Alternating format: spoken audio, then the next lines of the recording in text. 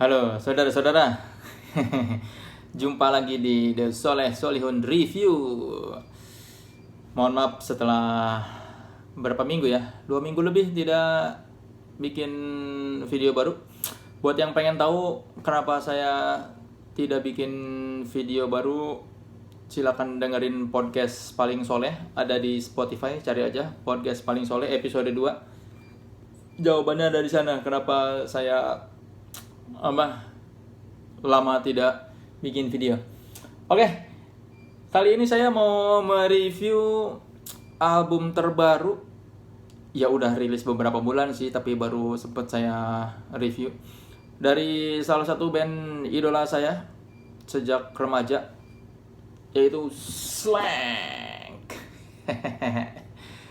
Saya suka Slank tuh beneran suka dari SMA. SMP udah dengerin tapi belum terlalu cinta.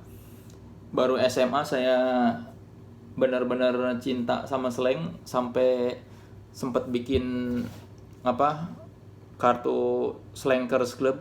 Waktu itu ada senior yang sering main ke potlot, terus ujung-ujungnya ayo sini bikin kartu Slankers sama gua.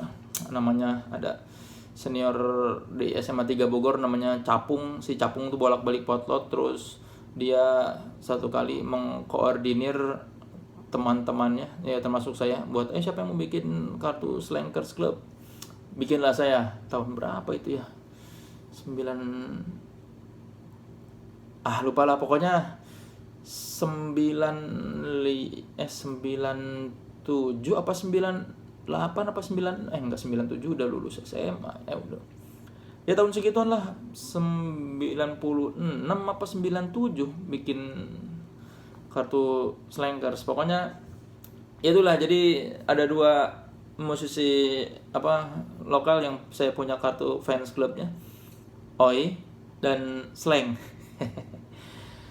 Dan kalau kita ngomongin Slank pasti selalu tidak bisa dilepaskan dari omongan soal musik Slank yang sekarang tidak sekeren musik Slank 5 album pertama.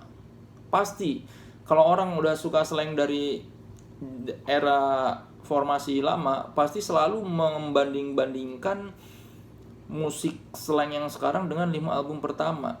Walaupun sebenarnya agak tidak adil sih membandingkan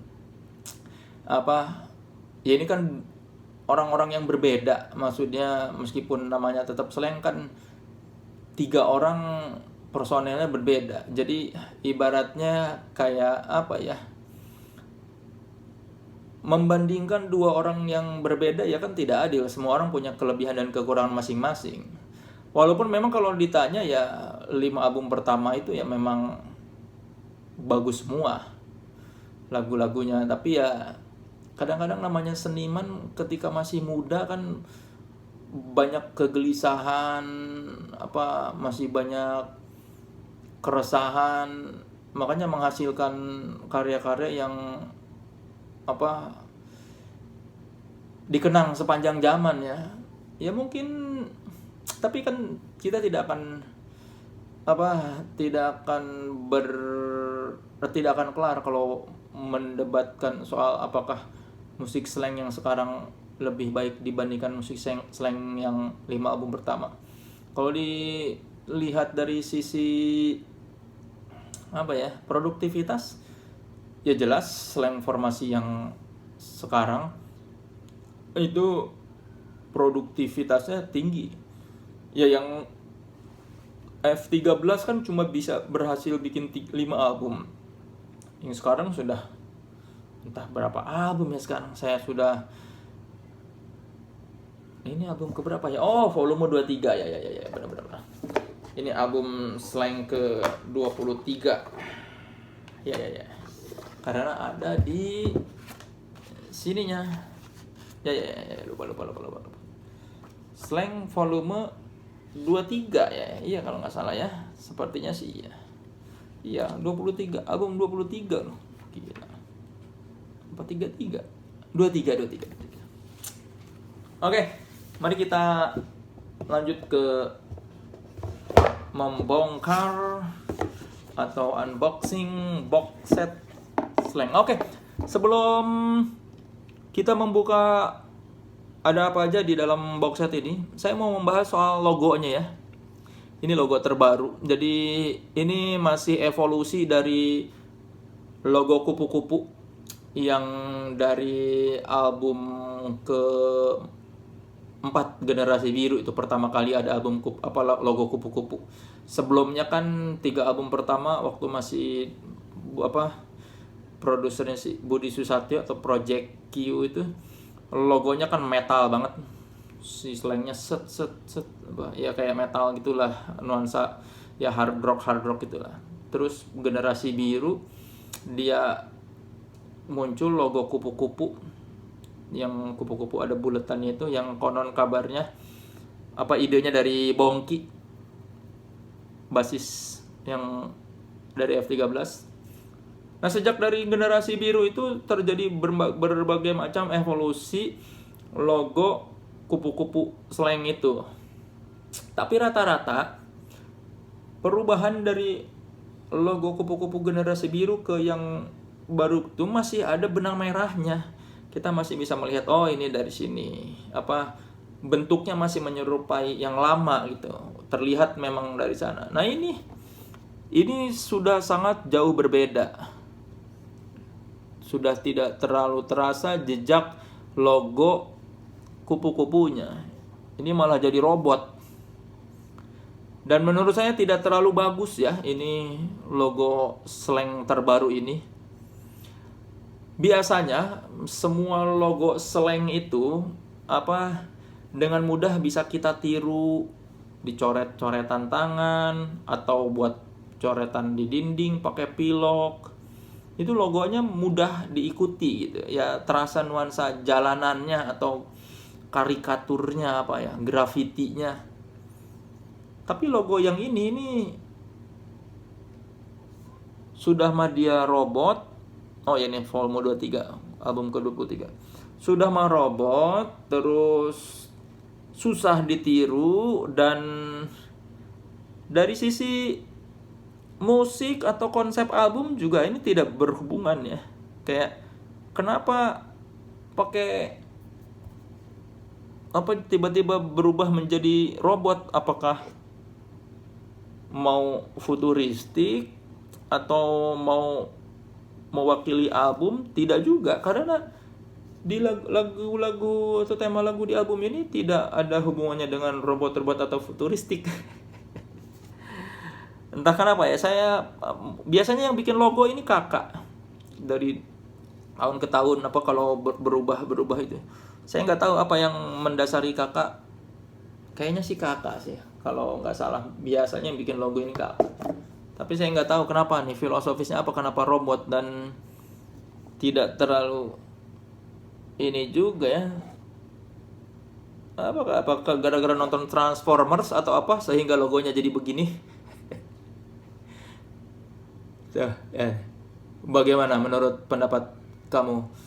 Silakan tinggalkan di komen. Apakah menurut kamu logo ini jelek atau bagus? Kalau saya sih tidak suka ya. Salah satu logo yang evolusinya menurut saya paling oke itu yang lumayan oke dan tidak terlalu tidak terlalu jauh dari konsep awalnya. Ini logo ini saya paling suka nih. Logo evolusi dari si kupu-kupu yang kupu-kupu Generasi Biru. Saya paling suka ini nih logo Slang yang terbarunya, yang dari itulah evolusi itu. Ini masih keren tuh. Dan ini kan masih bisa ditiru sama tangan dan terasa bahasanya ya? Keren lah, luas sih. Pokoknya itulah. Terasa nuansa jalanannya kalau ini. Kalau ini kan ini? Robot-robotan. Oke. Itu logo. Jadi box set ini berapa harganya ya? 300.000 250.000 ya? Waktu itu saya beli di aplikasi jual beli. Tapi kayaknya sekarang kalian bisa beli di @theslang store di Instagram, cari aja di sana. kalau mau beli. Ini box setnya ini seperti kata tulisannya. Slang volume 23 box set contains CD dan DVD, booklet, t-shirt. Oh ya, di sini ada foto Slang yang entah kenapa Bim Bim ikutan telanjang dada. Padahal kalau kakak sih wajar telanjang dada ya, karena badannya keren. Kalau Bim Bim biasa aja sih, perutnya pun ditarik tuh. Kalau kakak kan terlihat tuh tidak ditarik, tuk tuk tuk tuk tuk. Saya juga mungkin kalau badannya kayak kakak telanjang dada terus sih. Oh ya, ini ada CD dan DVD. Jadi DVD-nya itu dokumenter pembuatan album ini yang diproduseri, disutradarai dan diedit sama Bim Bim si dokumenternya ya. 30 menitan proses dari mulai mereka berangkat sampai pulang, berangkat naik pesawat, pulang naik kereta. Dan ini band sebesar Slang berangkat masih naik ekonomi ya, tidak bisnis, entah merakyat, entah menghemat anggaran. Tapi ya, buat kalian yang bertanya-tanya kalau Slang pergi-pergi apakah naik bisnis, ternyata tidak, masih naik ekonomi. Ya, kalau artis-artis yang lain kan banyak tuh yang suka males naik ekonomi, naiknya bisnis biar bisa diposting di Instagram sambil duduk di kursi bisnis. Jadi di dokumenter itu kita bisa melihat bagaimana proses pembuatan albumnya. Oh ya, album ini dibuat di Lokananta. Ini studio rekaman yang legendaris di Indonesia, ada di Solo. Dia ini menyimpan banyak rekaman-rekaman legendaris, bahkan pidatonya Bung Karno, pidato atau yang proklamasi ada di sana. Intinya studio rekaman legendaris lah Lokananta ini. Mereka rekaman di sana. Dan di dokumenternya kalian bisa lihat di sela-sela rekaman mereka makan di mana, masih mau makan di kaki lima, ya tidak mewah lah. Maksudnya masih terlihat bahwa band yang paling terkenal di Indonesia masih makan di kaki lima. Ya hitungannya sih kaki lima sih. Ya bukan di tempat-tempat mewah lah. Menarik dokumenternya. Selain dokumenter ada CD-nya tentunya. Dan ada kaosnya ya. Cuma ini kaosnya udah dipakai, jadi tidak ada di sini, males nyarinya di lemari. Kaosnya logo ini Slang King Forever, si logo robot ini.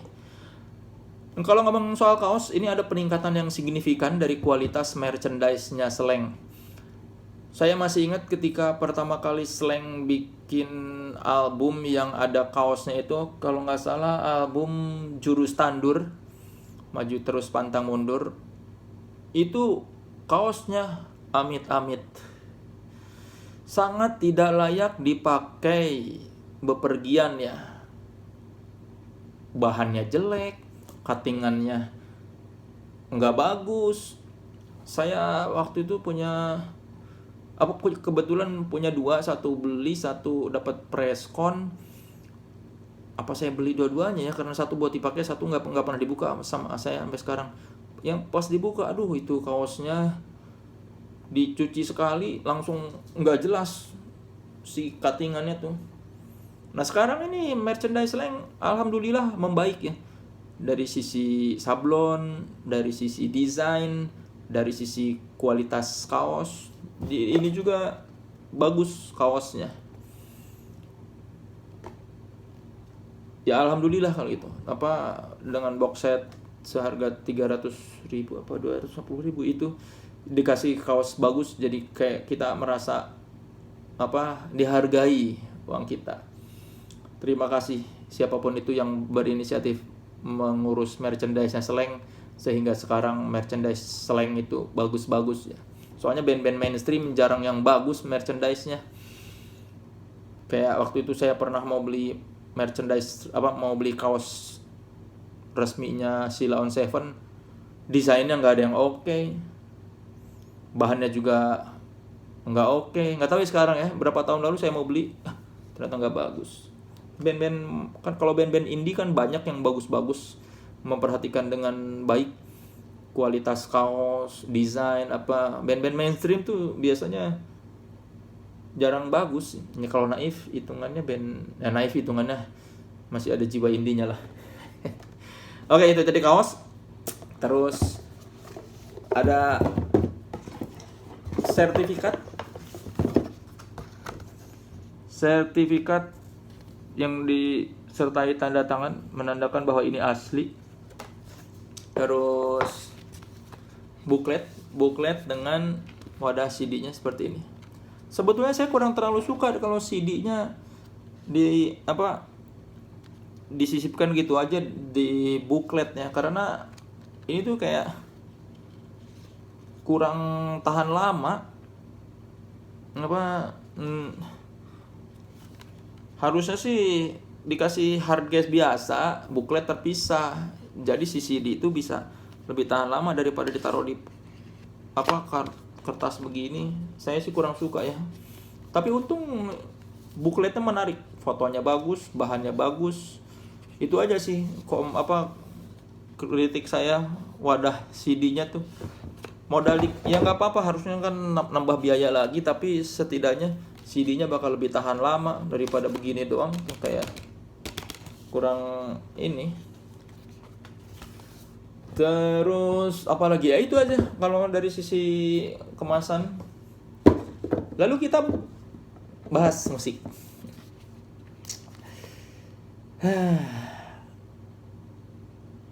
Ayo, nungguin kan. Saya masih naik turun perasaan saya terhadap album Slanking Forever ini. Kalau pertama kali, 2 kali, 3 kali, 5 kali didengarkan, saya masih agak bingung apakah menurut saya ini bagus atau tidak. Karena ya mungkin sebagai sebuah band rock and roll, menurut saya di album ini kan Slank itu kental dengan rock and roll dan bluesnya ya. Di album Slanking Forever ini makin jauh dari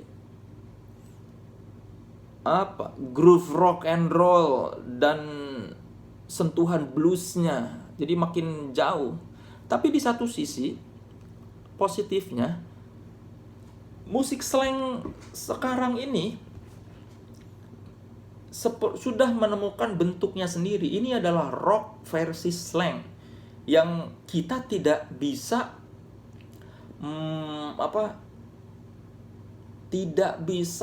memutuskan ini mirip siapa, lagu ini mirip siapa. Kalau di album-album sebelumnya kita masih bisa mendengarkan 1-2 lagu, ini mirip lagu ini deh, ini kok kayaknya sama persis sama lagu ini. Nah, di album ini tidak ada kita tidak bisa menemukan atau mencari lagu ini mirip dengan lagu apa, atau ya entah karena mungkin referensi saya makin berkurang, atau entah karena memang kalaupun ada, ya mungkin di antara kamu ada yang merasa lagu ini mirip itu, mungkin kamu lebih luas wawasannya, atau mungkin beneran memang sepertinya sih. Kalau dari referensi saya yang tidak terlalu luas ini, menurut saya slang yang sekarang ini sudah punya yaitu karakternya sendiri, karakter rock versi slang yang sudah tidak bisa lagi dibilang ada Rolling Stones-nya. Kalau zaman dulu bahkan ada hard rock ala Van Halen-nya. Sekarang ini sudah menemukan bentuknya sendiri si slang. Kita bahas satu persatu lagunya ya. Oh ya, secara garis besar ini biasanya nih, ini salah satu kekurangan album ini dan beberapa album terakhir Slank menurut saya adalah tidak tidak adanya apa ya, kolaborasi antara Bim Bim dan Kakak. Album-album slang yang maksudnya dari dulu tuh kalau kita membaca lirik slang yang bagus itu biasanya itu kalau kita lihat lirik Bim Bim Kakak, Bim Bim Kakak, Bim Bim Kakak, Bim Bim Kakak. Nah belakangan ini, bahkan di album ini semua lirik ciptaan Bim Bim. Padahal kalau kata saya, karya-karya terbaik slang itu ketika Bim Bim dan Kakak berkolaborasi. Saya tidak tahu bagaimana prosesnya mereka mengerjakan lirik ya. Tapi sepertinya ketika Bim Bim dan Kakak bertukar pikiran, membahas lirik itu biasanya menghasilkan lirik-lirik yang bagus. Nah di album ini semua hasil karya Bim Bim seorang lirik-liriknya. Makanya ungkapan-ungkapan itu khas kayak ya kayak misalnya suka menyelip-nyelipin bahasa Inggris yang kayak nanti ada di lagu Jangan Marah, Please Jangan Marah. Itu kan kayaknya kita kalau yang sering melihat Bim Bim ngomong ya memang itu ekspresinya Bim Bim. Nah makanya menurut saya kalau kolaborasi antara Bim Bim dan Kakak biasanya menghasilkan sesuatu yang bagus. Dan entah kenapa mungkin sibuk karena di album ini entah karena waktunya tidak ada atau memang karena Bim Bim sudah punya stok lirik yang banyak sehingga yang lain Kakak sudah mengikhlaskan, atau mungkin ya tidak ada waktu antara Bim Bim dan Kakak untuk bertemu. Padahal kalau saran saya di album berikutnya cobalah Bim Bim dan Kakak kumpul bareng, karena dua itu lebih baik daripada satu. Bim Bim sendiri itu Bim Bim Kakak lebih baik daripada Bim Bim doang Kakak doang. Itu jadi dari sisi lirik tidak terlalu banyak yang kuat ya, pilihan katanya ya tidak berkesan. Cuma ada satu yang menarik di album ini, Bim Bim banyak sekali bercerita atau membicarakan soal Tuhan, surga. Kayak ada mana ya? Ada beberapa lagu tiga kalau nggak salah, Bercinta di Surga, CCTV Tuhan, terus mana sih ramai tapi sepi tentang apa ya? Ya intinya saya merasa kayaknya Bim Bim sedang ada fase-fase religius ya, atau memikirkan kehidupan setelah mati. Atau mungkin sudah bijak. Saya lihat dulu. Tuh. Oke, kita bahas aja deh daripada saya melantur kemana-mana. Lagu pertama ini Rumahku Itu Kamu.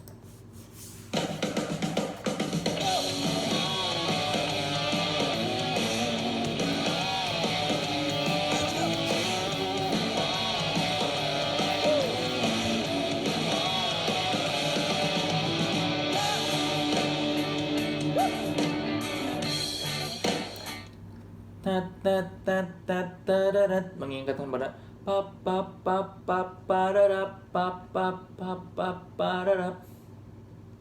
lagu apa itu saya lupa dulu, lagu slang lama. Ini lagu cinta ya. Jadi dia Bim Bim bilang, aku sudah pergi kemana-mana nggak pernah masalah sama makanan dan cuaca, masalahku cuma satu, andai nggak ada kamu di situ.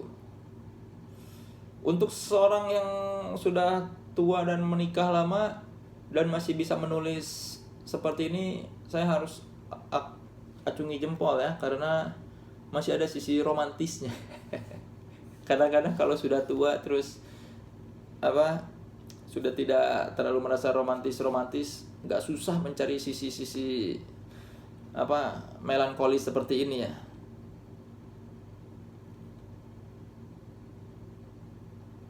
Ini aku sudah tinggal di mana-mana, nggak nemu masalah tentang budaya dan kebiasaan. Masalahku cuma satu, kalau nggak ada kamu di situ. Wah, sungguh.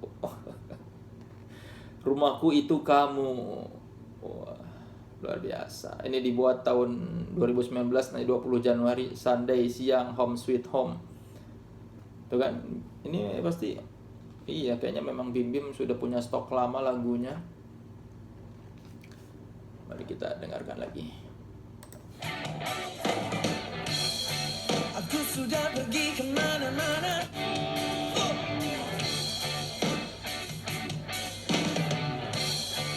Aku sudah tinggal di mana-mana. Nah ini yang mungkin apa ya, si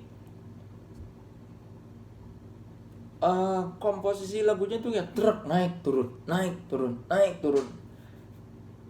Yang kadang-kadang baru mau enak terus kita tuh kok ganti lagi, apa ya, bisa dibilang mungkin kalau dari sisi positif dinamis ya, bentuk lagunya sungguh naik turun. Tapi kalau dari sisi pendengar yang pengen baru mau enak, tiba-tiba wah ini belok lagi ke sana. Berikutnya nih.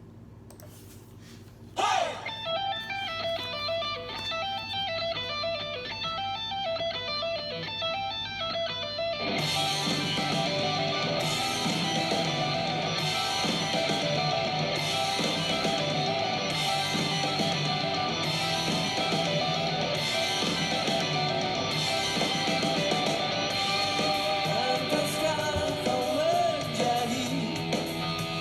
pendampingku di sorga? Semua orang menyatakan cinta itu sampai mati.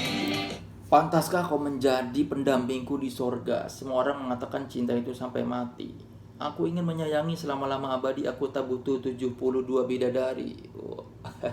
Lagi-lagi lagu cinta. Cuma ini lagu cinta yang apa ya, bisa dibilang mungkin ini lagu religi ya, karena ini jarang-jarang apa, saya lupa ya, ini pertama kali tidak ya ada kata jannah dalam lagu slang. Hidup di alam jannah, kelilingi taman bunga, melihat wajah Tuhan sambil bergandengan tangan. Ini kan dibuat tahun 2018, 29 Juni katanya, di Pendopo Tanah Impian. Saya membayangkan Bim Bim lagi bengong-bengong, terus mungkin membayangkan kalau dia masuk surga, apakah bakal ada istrinya di sana. Tinggal di tepi sungai mengalir madu dan khamar, kekal dalam istana berlapis emas perak, kita bercinta di sorga. Luar biasa. Dari sisi religi, ketika masih memikirkan hidup di sorga, ternyata hebat seorang Bim Bim masih bisa memikirkan apakah bisa bercinta di sana ya.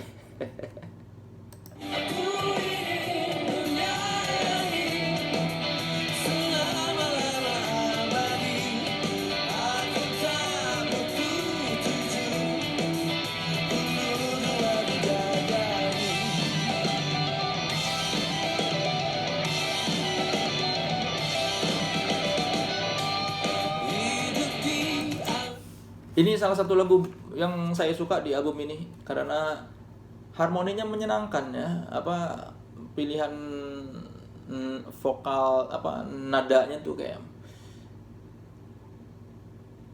bisa dinikmati dengan enak. Oke, berikutnya nih, Jangan Marah. Jangan marah, please jangan marah.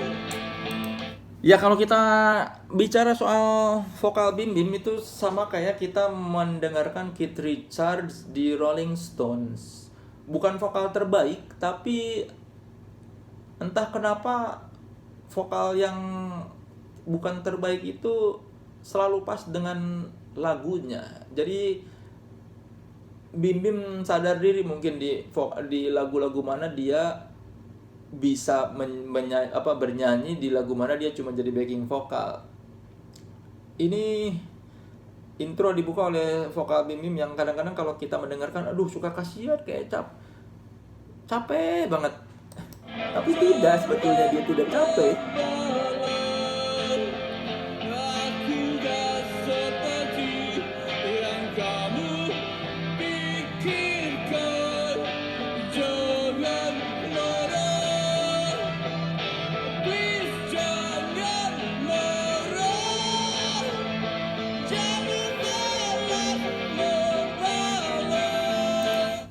Ya, seorang Bim Bim sudah apa ya? Kalau dulu kan di waktu muda dia apa berbicara soal lagu, kalau apa ketika bicara soal hubungan dia apa di lagu Aku Gila kan kayak dia apa dipandang rendah tapi dia meninggalkan, intinya kayak enggak yang tunduk di bawah perempuan. Tapi di lagu ini terlihat sekali memang apa karakter seseorang berubah, dan mungkin pada akhirnya dia tidak egois lagi, apa tidak apa ya, intinya kalau dulu sama cewek tuh kayak nggak peduli, kalau sekarang tuh apa terasa memang peduli perasaan cewek, atau dia tidak ingin mengganggu atau tidak ingin hubungannya rusak ya. Ya intinya sudah menjadi seorang penyayang ya. Ini pasti cuma bisa dibuat oleh laki. Kalau jangan marah, please jangan marah. Ini saya bisa merasakan ini kayak apa perasaan seorang laki-laki yang pasangannya marah, jangan marah dong, please jangan marah, tidak ingin rusak suasana. Karena percuma cinta kalau tak saling percaya. Jangan balas membalas malah memperuncing masalah.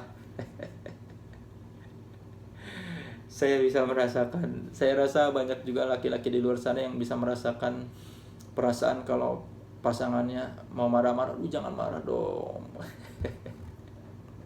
Coba kita lihat. Please jangan marah, jangan balas. Lagu berikutnya Ramai Tapi Sepi.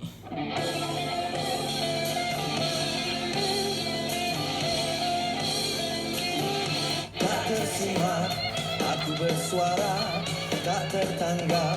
Aku bersuara, tak tertanggap. Yeah. Tak diikuti, ikutku hanya aku. Lagi-lagi renungan-renungan yang apa rasakan Bim Bim. Ramai tapi sepi. Aku di sini tak terlihat. Aku bicara tapi tak terdengar. Aku bernyanyi tak tersimak. Aku bersuara tak tertanggap. Aku berucap tak dimengerti. Aku bersikap dihindari. Aku berjalan tak diikuti. Aku bermimpi dinyinyiri. Aku sunyi sobek hati. Tempat ramai tapi sepi. Aku berkehendak pengikutku hanya aku. Tempatku bukan di sini. Ini salah satu lirik yang bagus di album ini ya. Karena apa lirik-lirik yang renungan ini menandakan apa ya proses perjalanan apa ya. Jadi ibaratnya lirik-lirik seperti ini cocok karena dia tidak memaksakan untuk tetap selengean gitu. Kadang-kadang kan ada beberapa lagu yang apa ingin terdengar seperti masih selengean tapi kayak kurang pas dengan kondisi umur atau apa gitu. Tapi di lagu ramai di lagu-lagu macam seperti ini Ramai Tapi Sepi memang cocok dinyanyikan, dan kita mendengarkan apa seorang yang sudah berumur seperti itu menyanyikan lagu seperti ini. Ini salah satu apa ya menurut saya lirik yang bagus di album ini nih. Oke, berikutnya apa ini? Nah, ini.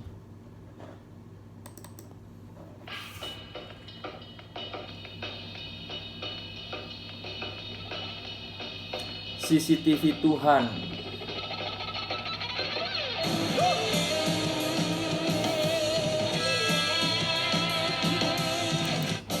Kalian aja yang terlihat sama. Oh yeah. Mana aja lo, mana aja lo. Sekarang karena musik slang sekarang tuh seperti itu. Dia tinggi terus tiba-tiba ke bawah lagi, naik lagi, ke bawah lagi. Jadi ya itu di album ini dinamika musiknya seperti itu yang tidak apa ya, mungkin tidak monoton, tapi jadinya buat kuping-kuping awam itu agak susah untuk mau menikmatinya. Biasanya kan musik rock tuh enak, ada groove-nya, ada repetisi-repetisi yang begitu ketemu enak terus diulang-ulang. Nah ini tuh ya bagusnya sih eksperimen musik mereka meluas dan jadi tidak ketebak, tapi mungkin bagi telinga awam masih butuh waktu. Karena kalau saya yakin kalau album ini kalau didengarkan sekali aja nggak akan pasti orang bakal langsung wah ini kok kurang enak. Tapi coba deh dengarkan. Saya butuh waktu sampai udah lebih dari 10 kali mendengarkan baru bisa mencerna, oh ternyata ini bagus, dinamika musiknya ini ternyata oke. Cuma kalau didengerin 1 kali, 2 kali, 3 kali seperti yang bilang tadi, pasti orang bakal aduh kok kayak nggak, kurang enak ya lagunya ya. Itu tadi mungkin karena naik turun lagunya tuh terlalu dinamis. Dan saya sih tidak terlalu suka ya lirik CCTV Tuhan ini, kayak sambil replay CCTV Tuhan, kayak bukan lirik yang menurut saya kayak nggak enak aja gitu, nggak bagus aja nyanyi lagu sambil replay CCTV Tuhan. Berikutnya Rock and Roll Loka. Ini lagu yang dibuat mereka di Lokananta kayaknya sih kalau nggak salah. Ini sebuah instrumental.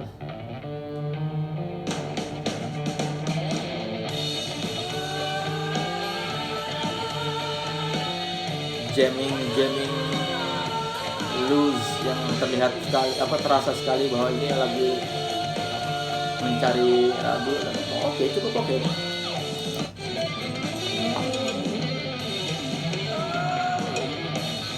Tuh, ini kan tiba-tiba kemana-mana. Jadi ya itu yang saya bilang tadi, tipe-tipe lagu yang kalau didengarkan sekali, aduh apa sih ini kok ibaratnya makanan tuh segala macam dicampur, terus kita jadi bingung ini mana yang harus dinikmati nih, kok baru mau nyendok ini kok rasanya macam-macam, terus terlihat itu kayak yang segala macam ada. Jadinya kalau dilihat sekali atau dirasain sekali nggak akan terlalu nggak akan langsung enak, tapi harus dinikmati dengan sabar dan berkali-kali. Ikan jungga di Latengaro, sunset yang gagal di Pantai Pero, ombak besar masih. Sumba Humba ini sepertinya cerita soal perjalanan Bim ke Sumba ya. Ini kan Umbu dan Sumba Juni 2012. Saya tidak terlalu merasa ini Basuh asih Laguna Wekuri, angkat anak desa Praijing, selami ai. Oke, berikutnya Solo Balapan. Ini sudah pasti tentang stasiun Solo Balapan. Ini juga lagu yang coba.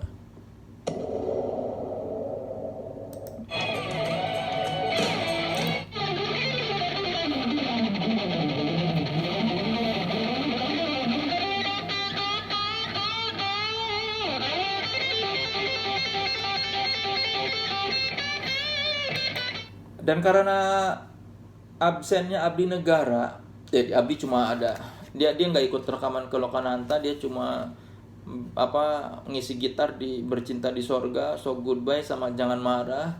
Jadi membuat Rido Hafiz menggila ya. Dari lagu pertama sampai lagu terakhir kita dengarkan solo-solo gitar dia yang merajalela, dan kayaknya memang apa, seperti lebih liar permainan Rido. Mungkin karena ingin menutupi kekurangan dari dua gitar menjadi satu gitar juga, tapi ya kalau kita dengerin ini ibaratnya kalau bahasa Sundanya muruluk. Rido apa hajar solo gitar di mana-mana, dan ya mungkin ini sisi positifnya, jadi kita lebih mendengarkan permainan Rido yang liar ya.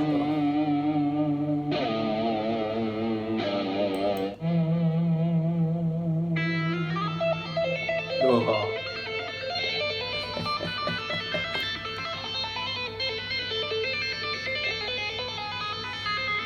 Tidak ada abdi, aku main gitar sendiri.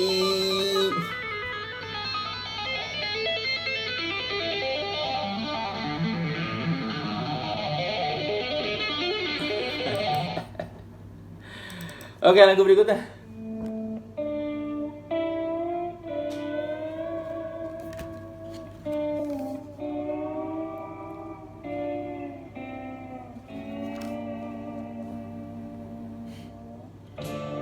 terlambat sudah Ini juga lagu yang saya suka di album ini, So Goodbye. laku kunci pintu hati Karena nah itu masih ada terlambat sudah tahu gembok dada ini. harusnya menurut saya lagu ini yang jadi single pertama ya. Saya nggak tahu ini lagu ini jadi single pertama nggak ya, malah yang Jangan Marah. Padahal menurut saya kalau lagu So Goodbye ini jadi single pertama, ini bakal lebih menarik. Aku orang yang terhina karena perselingkuhanmu. Aku sungguh gak terima.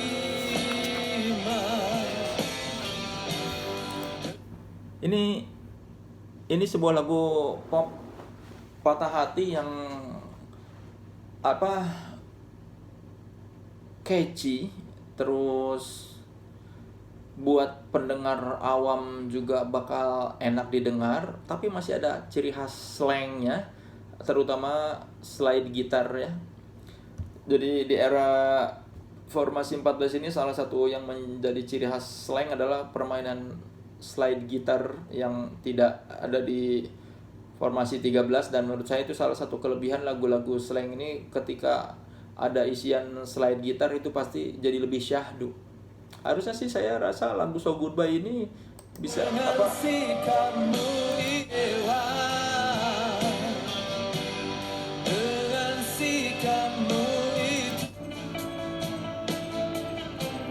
mimpi-mimpi dan hati. ini menyenangkan lagu itu ya. Ada nuansa virusnya dikit, ada nuansa era album 7, menyenangkan. Harusnya lagu So Goodbye ini jadi single pertama. It's time for you, man. Hey, 1, 2, 3,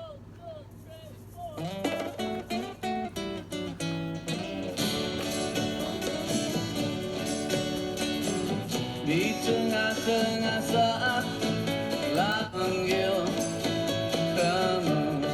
Ini lagu yang memang cuma bisa dinyanyikan oleh Bim Bim karena ini bercerita tentang istrinya ya. Oh Memi, banyak sekali lagu, sudah berapa lagu yang dibuat Bim Bim untuk istrinya ini. Ini lagu yang apa, bernuansa ya, tipe-tipe kalau kita bandingin dengan lagu lama tuh kayak tipe-tipe Balikin, yang lagu-lagu yang bakal enak dinyanyikan di tongkrongan atau di gang atau sambil kumpul sama teman-teman. Dan menurut saya itulah salah satu kekuatan slang, apa, lagu-lagunya biasanya bisa kita atau orang-orang awam menyanyikan dengan mudah di tongkrongan dan dinyanyikan bersama-sama. Nah, ini yang menurut saya hilang di banyak lagu slang yang belakangan ini. Lagu-lagunya bukan lagi lagu-lagu yang bisa dinyanyikan bersama teman-teman di tongkrongan, apalagi kan slang itu band tongkrongan. Nah, di album ini lagu-lagu itu jadi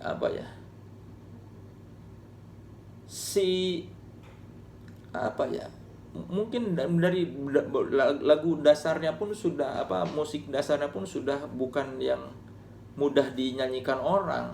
Nah, mungkin itu ya, sepertinya itu jawabannya kenapa lagu slang yang belakangan ini tidak orang selalu menganggap kok tidak sekeren lagu-lagu lama. Ya mungkin karena itu jawabannya. Kesederhanaan musiknya itu yang sedikit berkurang. Tapi di album ini masih lumayan, ada beberapa tadi yang saya anggap enak tuh ya, ada Omemi, ya masih ada lah sedikit lah. Jadi kesimpulannya, album Slanking Forever ini tidak jelek, tapi juga tidak istimewa. Ya, setidaknya dari sisi kemasan dan dari sisi produksi, dari sisi sound segala macam itu tidak mengecewakan. Kalau dari sisi musik, ya so-so lah. Saya tidak kecewa, tapi juga saya tidak yang dibuat terpukau. Tapi ya yang namanya kalau udah ngomongin slang, saya susah untuk objektif karena bagus jelek karya mereka tetap saya beli. Silakan cari box set slang di The Slang Store ya kalau nggak salah. Ya pokoknya carilah. Atau dengarkan albumnya di format digital ya. Terima kasih sudah menonton The Soleh Solihun Review. Sampai jumpa di review berikutnya. Nah, love, peace.